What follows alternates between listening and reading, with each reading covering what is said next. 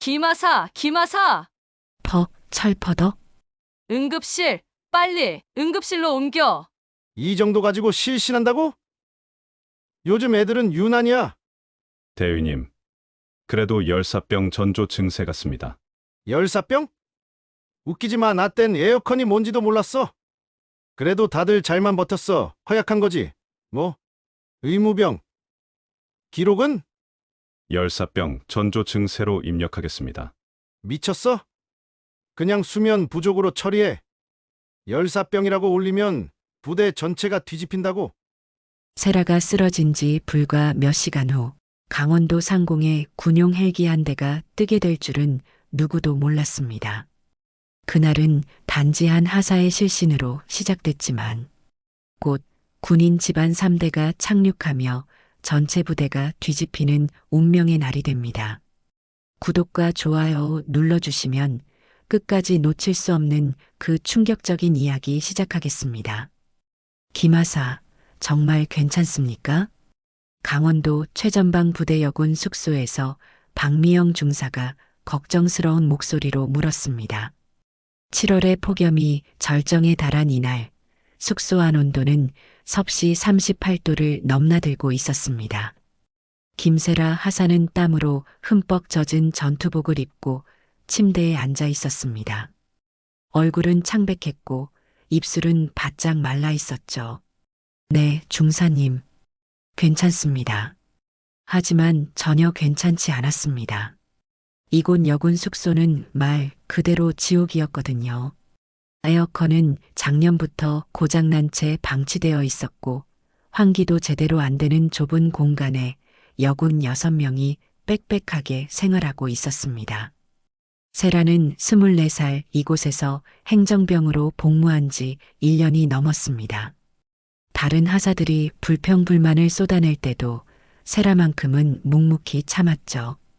그럴 수밖에 없었습니다. 세라에게는 절대 말할 수 없는 충격적인 비밀이 있었거든요. 할아버지 김태봉은 전직 군단장이었습니다. 한국 전쟁 때부터 복무한 전설적인 인물로 군내에서는 살아있는 전설로 불리는 분이었죠. 아버지 김성우는 현재 국방부 작전참모부 소장, 투스타 장군이었습니다. 군 최고 위층 중 한 명으로 청와대 국가안전보장회의에도 참석하는 핵심 인물이었죠. 오빠 김지우는 육군사관학교를 수석으로 졸업한 소령으로 장래가 촉망받는 엘리트 장교였습니다. 말 그대로 3대가 모두 군인인 그것도 군 최고 위층 집안이었습니다. 어릴 적부터 세라는 이런 말을 들으며 자랐습니다. 우리 집은 군인의 피가 흐른다. 할아버지는 거실에 걸린 훈장들을 가리키며 말씀하셨죠. 군복은 명예다. 그 무게를 감당할 수 있어야 진짜 군인이 되는 거야. 아버지는 더욱 엄격했습니다. 세라야, 군에서는 절대 가문의 힘에 기대지 마라. 김성우의 딸이라는 이유로 특별 대우받는 순간 너는 진짜 군인이 아니게 된다. 오빠 지훈도 마찬가지였습니다. 세라야, 육사에서도 아버지 이름 한 번 안 꺼냈어. 스스로 해내야 진짜 자랑스러운 거야. 그래서 세라는 입대할 때부터 철저히 자신의 신분을 숨겼습니다. 입대 서류에도 아버지 직업을 회사원이라고 적었고 동료들과 가족 이야기가 나올 때도 항상 얼버무렸죠. 세라야, 너 아버지는 뭐 하시는데? 그냥 작은 회사 다니세요. 세라는 항상 이렇게 대답했습니다. 혹시라도 들킬까봐 전전긍긍했죠. 내가 김성우 소장의 딸이라는 걸 알면 다들 어떻게 생각할까? 특혜받으려고 군대 온 금수저라고 생각하겠지. 세라는 그런 시선이 두려웠습니다. 그래서 더욱 묵묵히 참았죠. 하지만 며칠 전부터 몸 상태가 심각했습니다. 숙소 온도가 밤에도 30도를 넘나들었고 습도까지 높아서 숨쉬기조차 답답했습니다. 땀에 젖은 전투복을 덮고 자야 했는데 하루 수면 시간이 3시간도 안 되는 날이 계속됐습니다. 식욕도 완전히 떨어졌고 어지럼증은 하루 종일 지속됐죠. 걸을 때마다 휘청거렸고 앉아 있을 때도 세상이 빙빙 도는 것 같았습니다. 그래도 세라는 참았습니다. 할아버지와 아버지 말씀이 떠올랐거든요. 군인은 어떤 환경에서든 적응해야 한다. 김하사, 정말 안 되겠어요. 얼굴색이 너무 이상해요. 박미영 중사가 걱정스럽게 말했습니다. 의무실에라도 가보세요. 아니에요, 중사님. 괜찮습니다. 세라가 억지로 웃으며 일어서려는 순간이었습니다. 갑자기 세라의 눈앞이 캄캄해지더니 온몸이 휘청거렸습니다. 다리에 힘이 완전히 풀리면서 바닥으로 쓰러져 갔죠. 김하사, 김하사. 박미영 중사가 재빨리 달려가 붙잡았지만 이미 늦었습니다. 세라는 의식을 잃은 채 쓰러졌습니다. 땀에 흠뻑 절은 채로 말이죠. 응급실, 빨리 응급실로. 여군 숙소가 순식간에 아수라장이 됐습니다. 하지만 아무도 몰랐죠. 지금 쓰러진 이 하사가 누구인지 말입니다. 김성우 소장의 딸, 김태봉 전 군단장의 손녀, 김지훈 소령의 여동생, 군 최고 위층 3대가 모두 한자리에 모이게 만들 그 장본인이라는 사실을 말입니다. 세라가 쓰러진 지 불과 몇 시간 후 강원도 상공에 군용 헬기가 뜨게 될 거라는 사실을 그 누구도 예상하지 못했습니다. 그날이 바로 모든 것이 시작된 날이었습니다. 이 작은 하사 하나가 전체 부대를 완전히 뒤흔들게 될 그 운명적인 날이었죠. 이 정도 가지고 실신한다고? 요즘 애들은 정말 유난이야. 의무실에서 깨어난 세라가 들은 첫 번째 소리였습니다. 중대장 이창호 대위의 목소리였죠. 세라는 천천히 눈을 떴습니다. 하얀 천장이 보였고 링거가 팔에 꽂혀 있었습니다. 대위님, 그래도 열사병 전조 증세 같은데요. 의무병이 조심스럽게 말했습니다. 열사병? 웃기지 마. 나 때는 에어컨이 뭔 줄도 몰랐어. 그래도 다들 잘만 버텼거든. 이창호 대위는 차가운 목소리로 말했습니다. 그는 세라를 내려다보며 비웃듯 웃었죠. 김하사, 일어났나? 별일 아니니까 걱정 말고. 그냥 좀 허약한 거야. 세라는 아무 말도 하지 못했습니다. 목이 너무 말랐고 머리가 지끈거렸거든요. 하지만 이창호 대위의 시선이 불편했습니다. 마치 골칫거리를 보는 것 같았죠. 의무병, 기록은 어떻게 할 거야? 열사병 전조 증세로 기록하겠습니다. 아니야. 그냥 수면 부족으로 해. 열사병이라고 하면 부대 차원에서 문제가 될 수 있어. 세라는 깜짝 놀랐습니다. 명백히 더위 때문에 쓰러진 건데 수면 부족이라고 기록한다는 거였죠. 대위님, 그건 좀. 의무병, 내가 뭘 안다고 그래? 나한테 지시받는 거 맞지? 의무병은 더 이상 말하지 못했습니다. 결국 세라의 의무 기록에는 수면 부족으로 인한 일시적 기절이라고 적혔습니다. 세라는 억울했지만 참았습니다. 자신의 정체를 밝힐 수도 없었고 문제를 키우고 싶지도 않았거든요. 하지만 상황은 더 나빠졌습니다. 그날 밤 세라는 다시 여군 숙소로 돌아왔습니다. 온도는 여전히 35도를 넘나들었고 습도는 더욱 높아졌죠. 링거를 맞고 왔지만 몸은 여전히 힘들었습니다. 세라야, 괜찮아? 박미영 중사가 걱정스럽게 물었습니다. 네, 중사님. 괜찮아요. 하지만 괜찮지 않았습니다. 밤 10시가 넘었는데도 숙소 온도는 내려가지 않았고 습도 때문에 숨쉬기조차 힘들었죠. 세라는 침대에 누웠지만 잠들 수가 없었습니다. 온몸이 끈적끈적했고 전투복은 땀에 젖어 무거웠습니다. 새벽 2시가 넘어서야 겨우 잠이 들었죠. 하지만 새벽 4시 세라는 다시 깨어났습니다. 숨이 막힐 것 같았거든요. 심장이 빠르게 뛰었고 식은땀이 흘렀습니다. 이상해. 뭔가 이상해.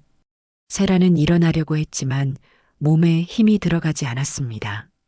다리가 후들거렸고 시야가 흐려졌죠.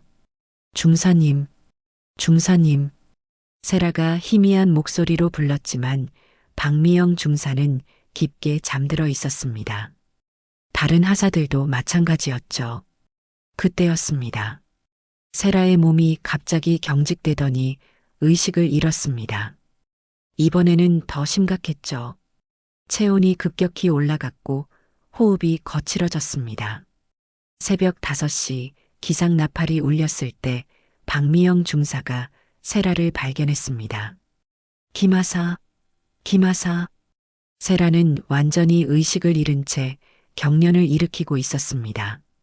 얼굴은 붉게 달아올랐고 체온은 40도를 넘나들었죠. 응급실, 빨리 응급실로. 이번에는 119 구급차까지 출동했습니다. 세라는 응급실로 이송됐고 의사는 즉시 열사병 진단을 내렸죠. 환자 상태가 위험합니다. 체온이 41도까지 올라갔어요. 늦었으면 큰일 날 뻔했습니다. 하지만 이창호 대위는 여전히 인정하려 하지 않았습니다. 의사 선생님, 이 환자 원래 몸이 약해요. 허위 의가사 제대 처리하면 안 될까요? 허위 의가사요? 이건 명백한 열사병입니다. 생명이 위험한 상황이었어요. 아니에요. 원래 심신미약자라서요. 군에서는 더 무리죠. 의사는 황당했지만 이창호 대위는 끝까지 우겼습니다. 심지어 허위 의가사 제대 서류까지 준비하기 시작했죠. 세라가 누구인지 전혀 모른 채 마치 문제 인원 하나 처리하듯 움직이고 있었습니다. 하지만 그들은 몰랐습니다. 이 모든 상황이 곧 완전히 뒤바뀔 거라는 사실을 말이죠. 그날 오후 군 병원 간호장이 세라의 기록을 확인하던 중 멈칫했습니다. 김세라. 잠깐, 이 이름이. 간호장은 급히 컴퓨터를 켰습니다. 그리고 검색창에 김세라를 입력했죠. 잠시 후 간호장의 얼굴이 창백해졌습니다. 이런. 김성우 소장님 따님이잖아. 간호장은 즉시 전화기를 들었습니다.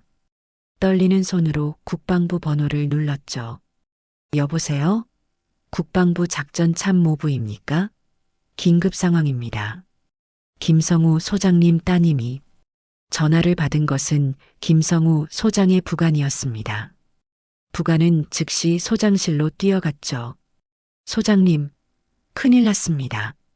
김성우 소장은 서류를 보다가 고개를 들었습니다. 왜 그래? 따님이. 세라 하사가 열사병으로 응급실에 실려갔습니다. 그 순간 김성우 소장의 얼굴이 굳어졌습니다. 평생 군인으로 살아온 그였지만 딸 이야기가 나오자 아버지의 얼굴이 됐죠. 뭐라고? 세라가? 김성우 소장은 즉시 일어섰습니다. 그리고 부관에게 명령했죠. 군용 헬기 준비해. 강원도 53단으로 간다. 소장님 그리고 김태봉 전 군단장님과 김지훈 소령님께도 연락드릴까요? 김성우 소장은 잠시 생각했습니다. 그리고 단호하게 말했죠. 그래.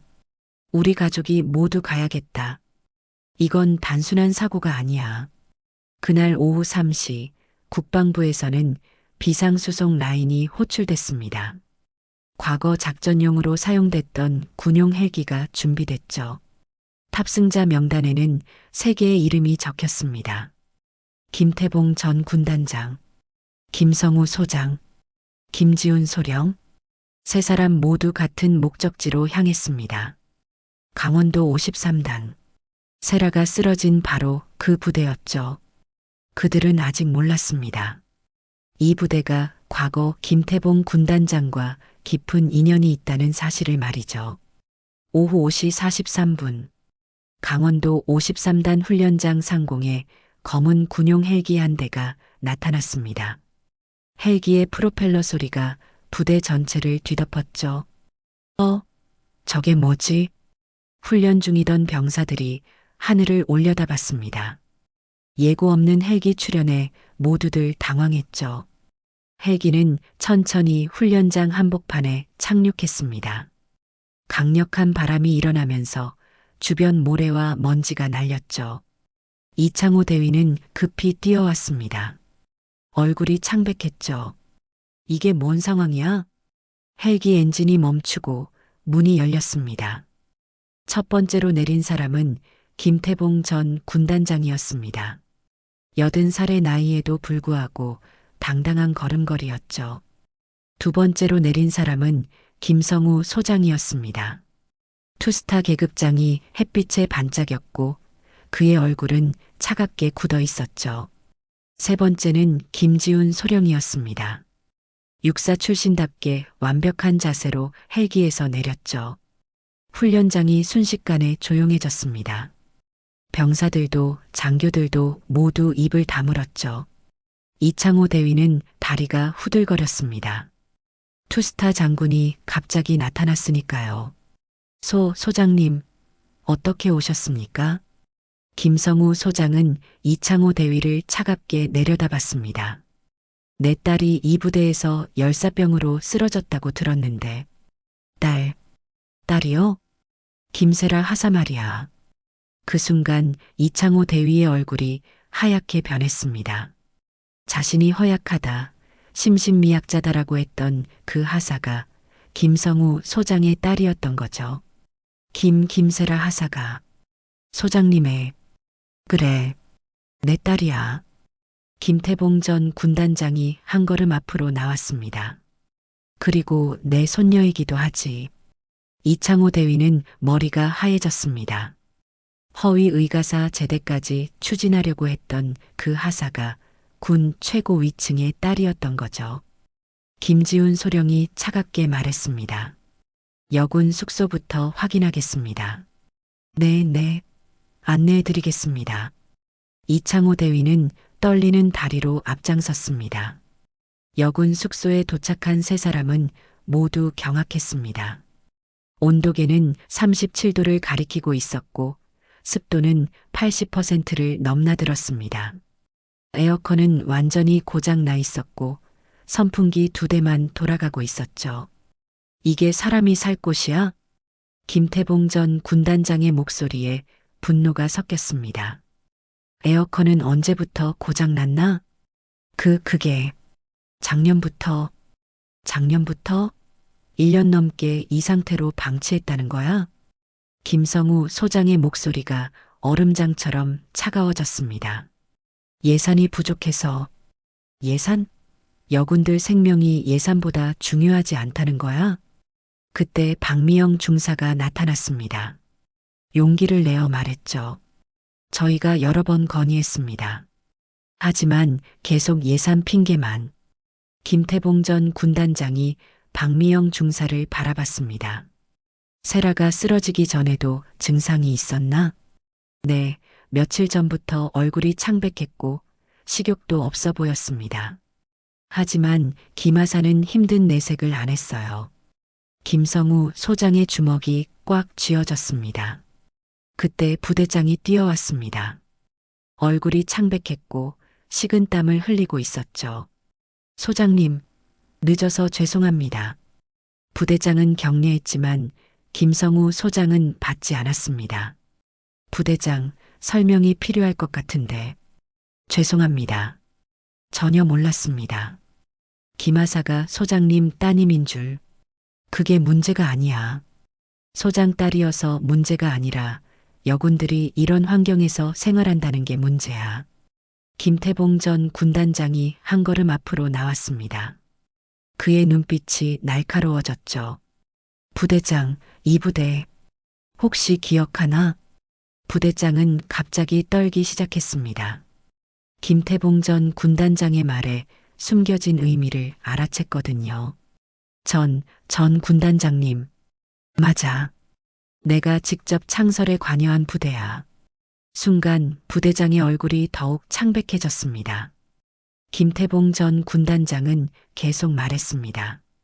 그런데 지금 이 꼴이 뭐야? 군납비리는? 냉방장비 납품 유착은? 부대장은 입술이 파르르 떨렸습니다. 과거의 비리가 드러날까봐 두려웠거든요. 전 군단장님, 그건 알고 있었지? 세라가 김태봉의 손녀라는 걸. 그래서 의도적으로 묻어버리려고 했던 거 아니야? 김지훈 소령이 차갑게 말했습니다. 허위 의가사 제대 추진한 것도 우연이 아니군요. 부대장은 더 이상 변명할 수 없었습니다. 모든 게 드러나고 있었거든요. 김성우 소장이 단호하게 말했습니다. 오늘부터 이 부대는 특별감찰에 들어간다. 부대장, 각오해. 그 순간 부대장은 무릎이 꺾였습니다. 자신들이 얼마나 큰 실수를 했는지 깨달았거든요. 김태봉 전 군단장의 손녀를, 김성우 소장의 딸을, 김지훈 소령의 여동생을 건드린 것이었습니다. 더 끔찍한 건 이 모든 게 의도적이었다는 사실이 드러나고 있다는 거였죠. 너희는 누굴 건드린 건지 정말 몰랐구나. 김태봉 전 군단장의 차가운 목소리가 부대장의 등골을 오싹하게 만들었습니다. 부대장은 바르르 떨면서 아무 말도 하지 못했죠. 김성우 소장이 한 걸음 더 다가섰습니다. 부대장, 정직하게 대답해. 세라가 누구인지 알고 있었나? 그건. 부대장은 입을 다물었습니다. 하지만 그 침묵 자체가 답이었죠. 김지훈 소령이 냉정하게 말했습니다. 침묵은 시인이라고 보겠습니다. 그때 이창호 대위가 떨리는 목소리로 말했습니다. 소장님, 정말 몰랐습니다. 김하사가 소장님 따님인 줄. 거짓말하지 마. 김태봉 전 군단장이 이창호 대위를 날카롭게 바라봤습니다. 내 손녀가 입대할 때부터 너희는 알고 있었을 거야. 김성우 소장 딸이 어디 부대로 배치되는지 모를 리가 없지. 이창호 대위는 식은땀을 흘렸습니다. 실제로 세라가 이 부대에 배치될 때 상부에서 특별관리 대상이라는 지시가 있었거든요. 하지만 그 이유는 말해주지 않았죠. 그래서 일부러 냉방장비를 방치한 거야? 김성우 소장의 질문에 부대장이 고개를 들었습니다. 아닙니다. 정말 예산 핑계 그만대. 김태봉 전 군단장이 부대장을 향해 걸어갔습니다. 이 부대 군납 비리건은 어떻게 설명할 거야? 부대장의 얼굴이 새하얗게 변했습니다. 가장 두려워했던 이야기가 나온 거죠. 전 군단장님, 그건 옛날 일이고. 옛날 일? 작년까지도 계속됐잖아. 김태봉 전 군단장은 모든 걸 알고 있었습니다. 이 부대의 군납 비리, 냉방장비 납품 유착, 모든 게 서로 연결되어 있다는 사실을 말이죠. 에어컨 수리비로 책정된 예산은 어디로 갔나? 김성우 소장의 질문에 부대장은 대답할 수 없었습니다. 납품업체와 유착관계는 어떻게 설명할 거고, 이제 김지훈 소령까지 나섰습니다. 세 사람의 추궁에 부대장은 완전히 궁지에 몰렸죠. 우리는 알고 있어. 너희가 왜 세라를 건드렸는지. 김태봉 전 군단장이 핵심을 찔렀습니다. 세라가 김태봉의 손녀라는 걸 알았으니까 혹시 과거 비리가 드러날까봐 두려웠던 거 아냐? 부대장은 더 이상 부정할 수 없었습니다. 그래서 세라를 문제아로 만들어서 쫓아내려고 했던 거지? 아닙니다. 허위 의가사 제대 추진한 건 어떻게 설명할 거야? 이창호 대위가 끼어들었습니다. 그건 제가. 닥쳐. 김성우 소장의 한마디에 이창호 대위는 입을 다물었습니다. 너희는 내 딸을 이용해서 과거 비리를 덮으려고 했어. 세라가 문제를 일으킨 것처럼 만들어서 조용히 처리하려고 했던 거야. 부대장은 무릎이 꺾였습니다. 모든 계획이 들통난 거죠. 실제로 부대 간부들은 세라가 김태봉 전 군단장의 손녀라는 사실을 알고 있었습니다. 그리고 김태봉 전 군단장이 이 부대 창설에 관여했다는 사실도 알고 있었죠. 그래서 더욱 두려웠습니다. 혹시 과거 비리가 드러날까봐 말이죠. 그래서 세라를 괴롭힌 거야. 일부러 냉방 장비를 방치하고 열사병으로 쓰러져도 묵살하려고 했던 거지. 김지훈 소령의 목소리에 분노가 섞였습니다. 심지어 허위 의가사까지 추진했어. 내 여동생을 완전히 매장시키려고 했던 거야. 부대장은 고개를 들 수 없었습니다. 그때 박미영 중사가 용기를 내어 말했습니다. 실제로 그랬습니다. 김하사만 유독 힘들게 했어요. 다른 하사들보다 더 많은 업무를 주고 휴가도 제대로 주지 않았습니다. 김성우 소장의 주먹이 떨렸습니다. 내 딸이 고생하는 줄도 모르고. 김태봉 전 군단장이 부대장을 향해 다가갔습니다. 이제 끝이야. 너희가 저지른 일의 대가를 치러야 할 때가 왔어. 부대장은 바닥에 주저앉았습니다. 전 군단장님, 용서해 주십시오. 용서? 내 손녀를 죽이려고 했는데 용서를 바라. 김성우 소장이 휴대폰을 꺼냈습니다. 국방부 감찰실에 연락한다. 이 부대 전체를 특별감찰에 회부하겠어. 소장님 잠깐만. 그리고 검찰에도 고발할 거야. 군납비리, 공금 횡령, 모든 걸 다 털어낼 거야. 부대장은 완전히 절망했습니다. 김지훈 소령이 마지막으로 말했습니다. 내가 직접 내부 고발하겠습니다. 이 부대는 반드시 무너져야 해요. 그 순간 부대장은 깨달았습니다. 자신들이 얼마나 무서운 실수를 했는지 말이죠. 김태봉 전 군단장의 손녀를, 김성우 소장의 딸을, 김지훈 소령의 여동생을 건드린 것이었습니다. 더 큰 문제는 이 모든 게 의도적이었다는 게 들통났다는 거였죠. 이제 세라에게 가자. 김성우 소장이 돌아섰습니다. 우리 딸이 깨어나면 진실을 모두 말해줘야겠어. 세 사람은 병원을 향해 떠났습니다. 그들의 뒤에는 완전히 무너진 부대 간부들이 남겨졌죠. 하지만 이건 시작에 불과했습니다. 진짜 폭풍은 이제부터 몰아칠 예정이었거든요. 병원 중환자실 앞, 김태봉 전 군단장, 김성우 소장, 김지훈 소령이 나란히 서 있었습니다. 세 사람 모두 침묵하고 있었죠. 유리창 너머로 세라의 모습이 보였습니다. 세라는 여전히 의식을 잃은 채 링거를 맞고 있었습니다. 얼굴은 창백했고 산소 마스크를 쓰고 있었죠. 의사 선생님, 상태는 어떻습니까? 김성우 소장이 담당이에게 물었습니다.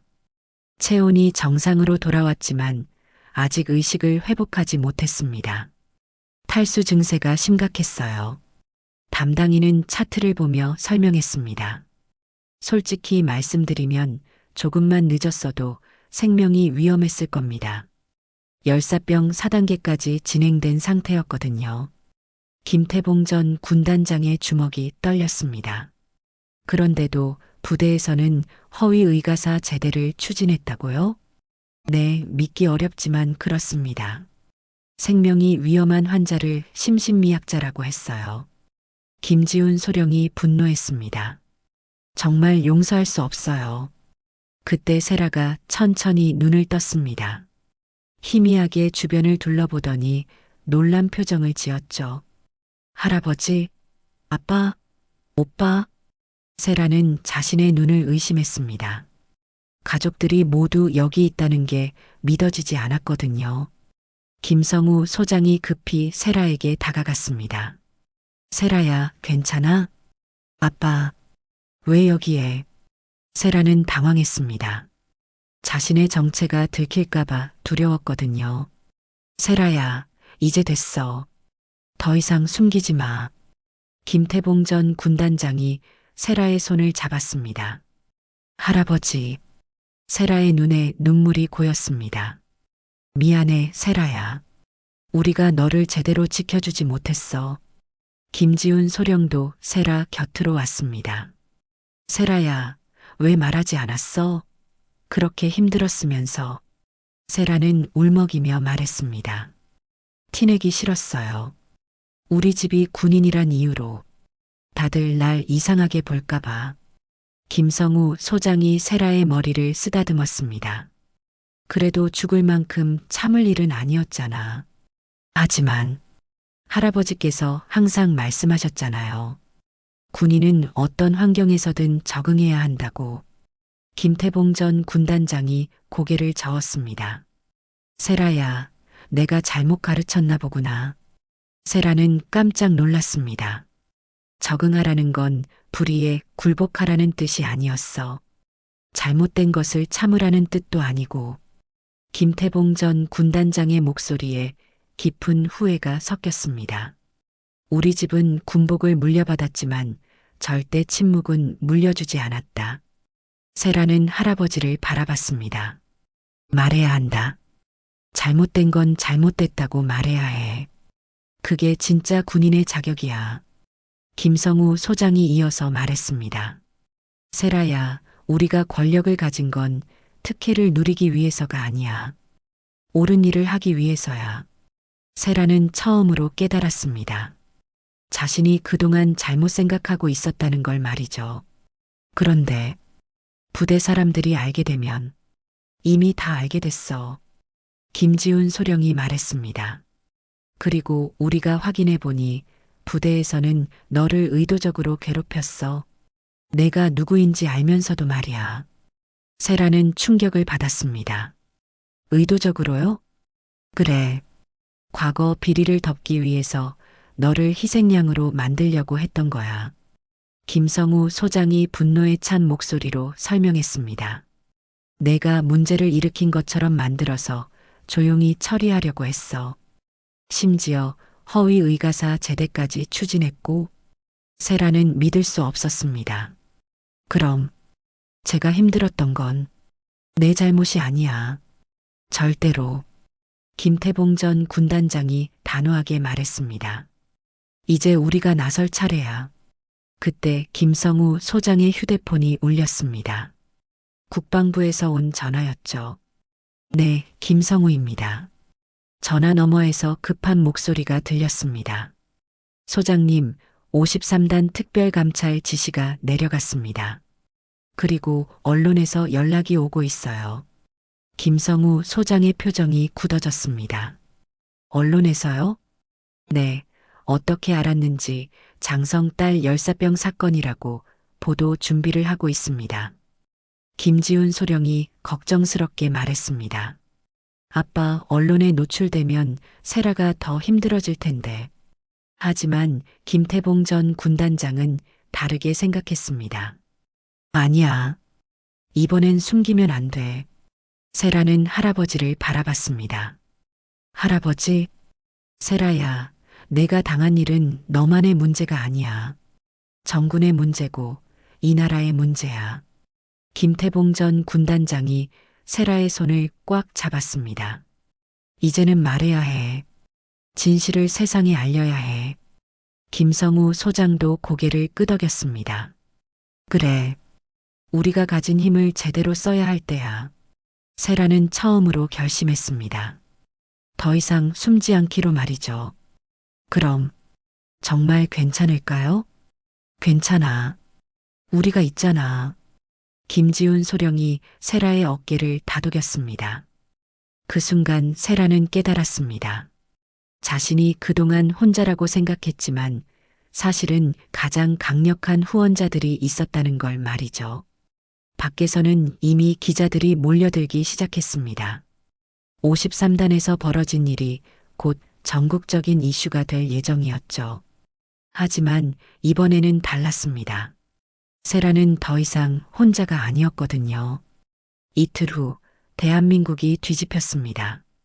에어컨 없이 여군 2주 방치. 장성 손녀 아니라면 죽었을 것. 아침 8시 뉴스 헤드라인이었습니다. 전국의 모든 언론이 53단 사건을 톱뉴스로 다뤘죠. 국방부 헬기 출동 진실은 투스타 장군 직접 나서.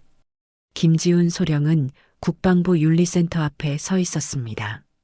손에는 두꺼운 서류 뭉치가 들려 있었죠. 소령님, 정말 이렇게 하시겠습니까? 부관이 걱정스럽게 물었습니다. 소령님 커리어에 큰 타격이 있을 텐데요. 김지훈 소령은 고개를 저었습니다. 커리어보다 중요한 게 있어요.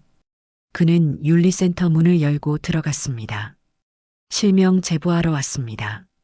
윤리센터 담당자는 깜짝 놀랐습니다. 현역 소령이 직접 실명 제보를 하러 온 건 처음이었거든요. 53단에서 벌어진 모든 일을 증언하겠습니다. 김지훈 소령은 서류를 책상에 올려놓았습니다. 의무기록 조작, 냉방장비 점검표 조작, 군납 비리 관련 자료, 모든 걸 가져왔습니다. 담당자는 서류를 보고 경악했습니다. 이게 정말입니까? 네. 제가 직접 확인한 자료들입니다. 김지훈 소령의 제보는 폭탄이었습니다. 단순히 냉방장비 방치가 아니라 조직적인 은폐와 비리가 연결되어 있었거든요. 한편 국회에서는 긴급하게 국방위원회가 소집됐습니다. 도대체 어떻게 된 일입니까? 국방위원장이 호통쳤습니다. 장성 딸이 열사병으로 쓰러졌는데 허위 의가사 제대를 추진했다고요? 국방부 차관이 답변석에 섰습니다. 현재 전면 조사 중입니다. 조사? 이미 다 드러난 일 아닙니까? 야당 의원이 목소리를 높였습니다. 김지훈 소령의 제보서를 보셨습니까? 이건 단순한 실수가 아니라 조직적인 범죄입니다. 국방위원회는 아수라장이 됐습니다. 여야 할 것 없이 모두들 분노했죠. 그 시각 53단에서는 특별감찰팀이 조사를 진행하고 있었습니다. 부대장, 이 계좌는 뭡니까? 감찰관이 컴퓨터 화면을 가리켰습니다. 냉방장비 수리비로 지급된 5천만 원이 개인 계좌로 입금됐네요. 부대장은 식은땀을 흘렸습니다. 그건 납품업체 대표와 골프 모임 사진도 나왔고요. 이걸 어떻게 설명하시겠습니까? 이창호 대위도 마찬가지였습니다. 대위 김세라 하사 의무 기록을 왜 조작했습니까? 조작이 아니라 열사병을 수면 부족으로 바꾼 건 조작이 아닙니까? 감찰관들은 철저했습니다. 모든 증거를 확보하고 있었죠. 언론에서는 계속해서 추가 보도가 나왔습니다. 53단 군납 비리 10년간 지속, 냉방장비 예산 수십억 유용, 김세라 하사 신분 알고도 의도적 방치, 과거 비리 은폐 목적, 여론은 들끓었습니다. 시민들은 분노했고 군에 대한 불신이 커졌죠. 그 와중에 놀라운 일이 벌어졌습니다. 다른 부대 여군들이 용기를 내기 시작한 거였습니다. 저희 부대도 마찬가지입니다. 한 여군 중사가 언론에 제보했습니다. 에어컨 고장 난 지 3년 됐는데도 수리해주지 않아요. 저희는 선풍기도 없어요. 전국 각지에서 비슷한 제보가 쏟아졌습니다. 53단만의 문제가 아니었던 거죠. 국방부는 완전히 패닉 상태에 빠졌습니다. 장관님, 어떻게 하시겠습니까? 전군 여군 시설 점검을 즉시 실시하라. 국방장관이 긴급 지시를 내렸습니다. 그리고 53단 관련자들은 모두 보직 해임한다. 하지만 이미 늦었습니다. 사건은 걷잡을 수 없이 커지고 있었거든요. 그날 저녁 세라는 병원 침대에서 뉴스를 보고 있었습니다. 오빠가 정말 제보했네요. 김성우 소장이 옆에 앉아 있었습니다. 지훈이는 올바른 선택을 했어. 하지만 오빠 커리어에 문제가 생기지 않을까요? 김성우 소장은 고개를 저었습니다. 진실을 말하는 군인이 손해를 보는 군대라면 그런 군대는 바뀌어야 해. 그때 김태봉 전 군단장이 들어왔습니다. 세라야, 기분이 어때? 할아버지, 이렇게 큰일이 될 줄 몰랐어요. 큰일이 되어야 해. 그래야 바뀌지. 김태봉 전 군단장은 뉴스를 보며 말했습니다. 내가 당한 일이 세상에 알려져서 다른 여군들도 용기를 내고 있어. 세라는 뉴스 속 여군들을 보며 생각했습니다. 내가 숨기려고만 했는데 오히려 말했더니 더 많은 사람들이 도움을 받게 되는구나. 그때 김지훈 소령이 병실에 들어왔습니다. 세라야, 괜찮아? 오빠, 정말 고마워요. 세라는 진심으로 말했습니다. 오빠가 용기 내줘서 이제 다른 여군들도 도움받을 수 있게 됐어요. 김지훈 소령은 웃었습니다. 이제 시작이야. 진짜 변화는 이제부터야. 밖에서는 여전히 기자들이 몰려들고 있었습니다. 하지만 세라는 더 이상 두렵지 않았습니다. 이제 그녀에게는 가장 강력한 후원자들이 있었고 무엇보다 진실이 그녀 편에 있었거든요. 한 달 후 53단 부대장 보직 해임, 장교 11명 전원 교체. 아침 뉴스가 흘러나왔습니다. 세라는 새로 지급받은 전투복을 입고 뉴스를 보고 있었죠. 납품업체 대표 구속, 검찰, 군납 비리 수사 본격화. 세라는 깊게 숨을 들이마셨습니다. 오늘은 부대로 복귀하는 날이었거든요. 세라야, 준비됐어? 김성우 소장이 문을 열고 들어왔습니다. 네, 아빠. 세라는 당당하게 대답했습니다. 예전과는 완전히 달랐죠. 혹시 부담스러우면 전속도 가능해. 아니에요. 53단으로 돌아가고 싶어요. 세라의 목소리에 확신이 있었습니다. 그곳에서 제대로 된 군인이 되고 싶어요. 김성우 소장은 뿌듯하게 웃었습니다. 53단으로 향하는 차 안에서 세라는 창밖을 바라봤습니다. 한 달 전과는 모든 게 달라졌죠. 부대에 도착하자 놀라운 광경이 펼쳐졌습니다. 여군 숙소는 완전히 새로 단장되어 있었습니다. 최신식 에어컨이 설치되어 있었고 환기시설도 완비되어 있었죠. 세라야. 박미영 중사가 반갑게 뛰어왔습니다. 정말 달라졌어. 이제 천국이야. 다른 하사들도 모두 세라를 반겼습니다. 세라야, 고마워. 내 덕분에 우리가 이런 시설에서 생활할 수 있게 됐어. 진짜요? 김하사가 그 김하사였어요? 세라는 미소를 지었습니다. 우리도 사실 몰랐어요. 그냥 묵묵히 일만 해서. 하지만 이제는 달랐습니다. 세라는 더 이상 숨지 않았거든요. 새로 부임한 부대장이 세라를 찾아왔습니다. 김세라 하사입니까? 네, 부대장님. 앞으로 잘 부탁드립니다. 이 부대를 완전히 새롭게 만들어 보겠습니다. 새 부대장은 진심으로 말했습니다. 그리고 죄송합니다. 이런 일이 있어서는 안 됐는데. 세라는 고개를 저었습니다. 부대장님 잘못이 아니에요. 이제 새로 시작하면 돼요. 그날 저녁 세라는 새로 단장된 숙소에서 일지를 썼습니다. 내가 입은 군복은 특혜가 아니라 책임이었다. 펜을 들고 천천히 적어 내려갔습니다. 이제는 나도 누군가를 지키는 사람이 되고 싶다. 그때 휴대폰이 울렸습니다.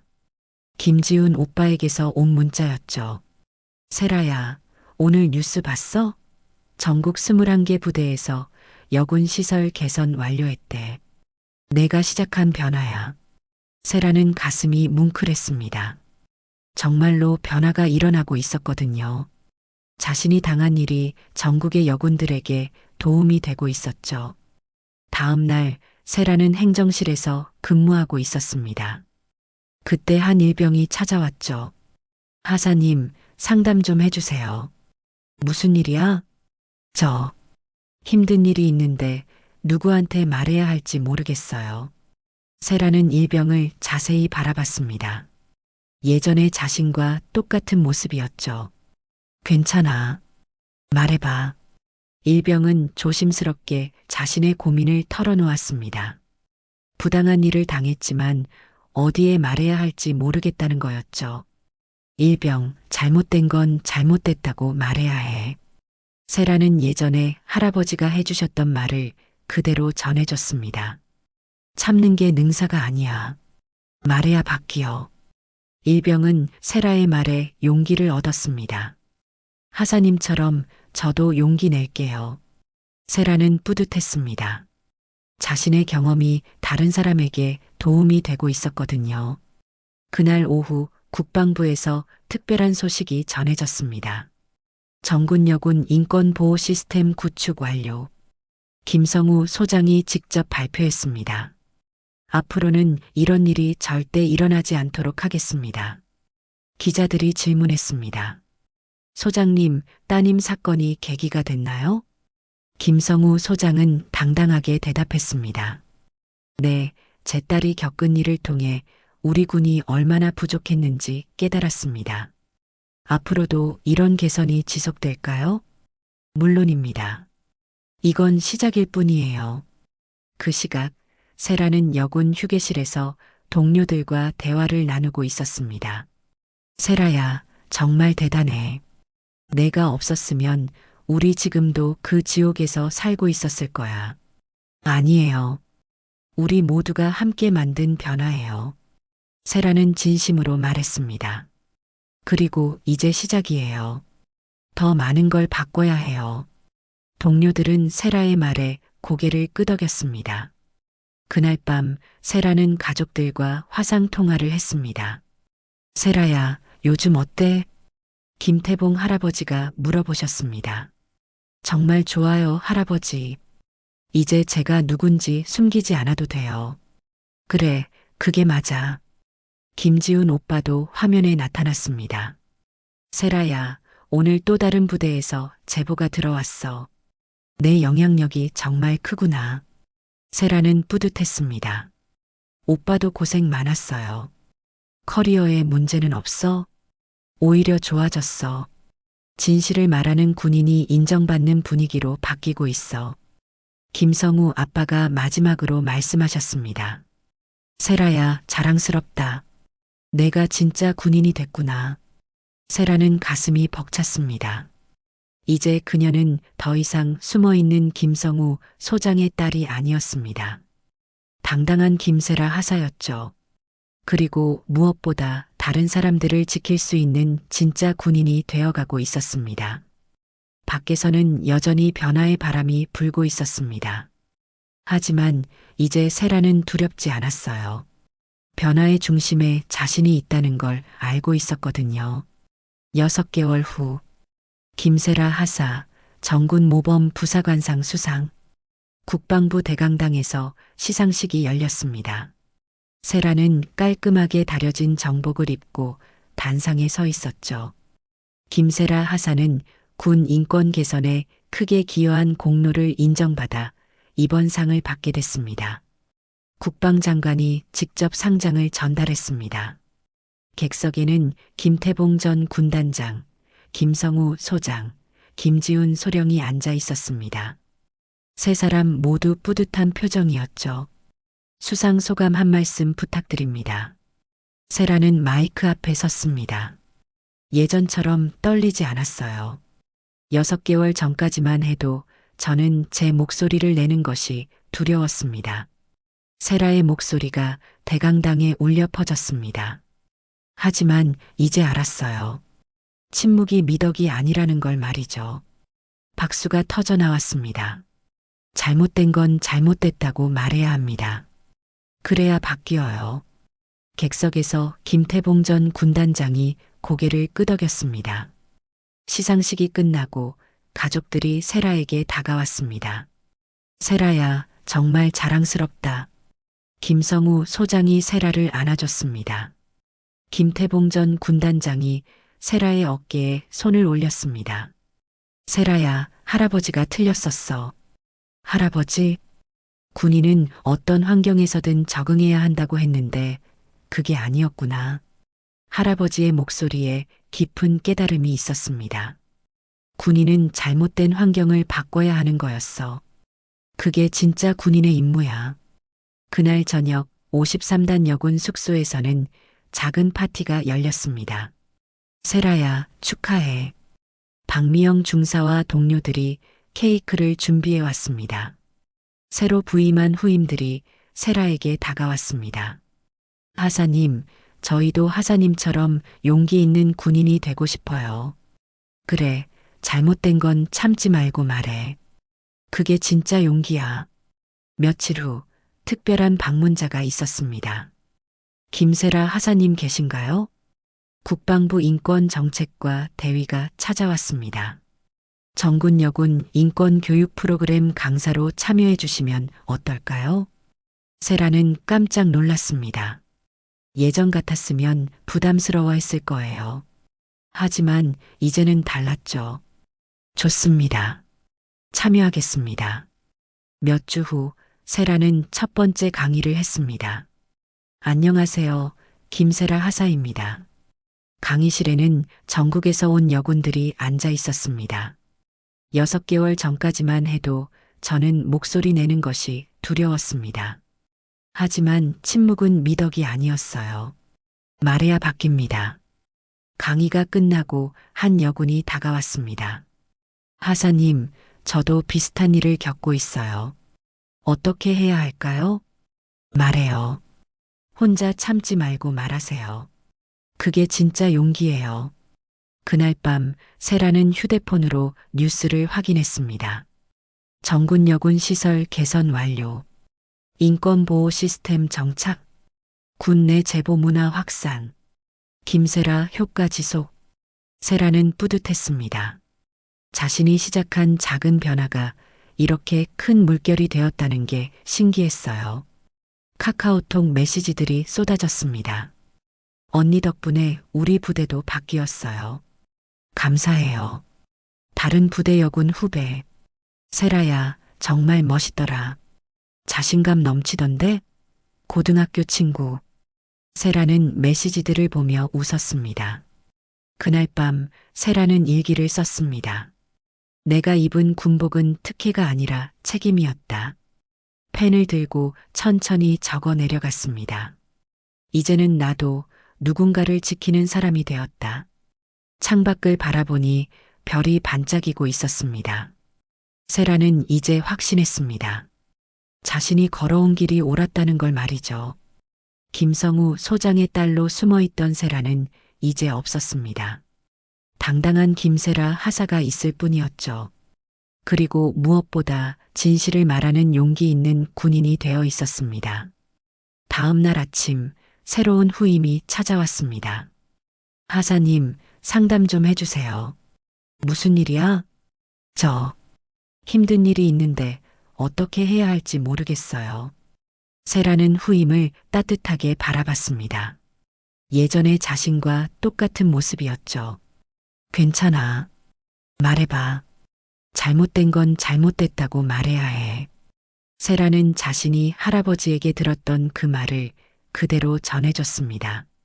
참는 게 능사가 아니야. 말해야 바뀌어. 후임의 눈에 희망이 생겼습니다. 하사님처럼 저도 용기 낼게요. 세라는 뿌듯했습니다. 이제 자신이 누군가를 지키는 사람이 되었다는 걸 실감했거든요. 김태봉 할아버지가 말씀하셨던 대로 우리가 물려줄 것은 정의였습니다. 그리고 세라는 그 정의를 이어가고 있었습니다. 더 이상 숨지 않고 당당하게 말이죠. 누구나 힘든 시간을 보내지만 결국 사랑하는 사람들이 우리를 일으켜 세워주죠. 여러분도 오늘 세라의 이야기에서 위로를 받으셨나요? 댓글로 여러분의 생각을 들려주시고 채널 구독도 잊지 마세요.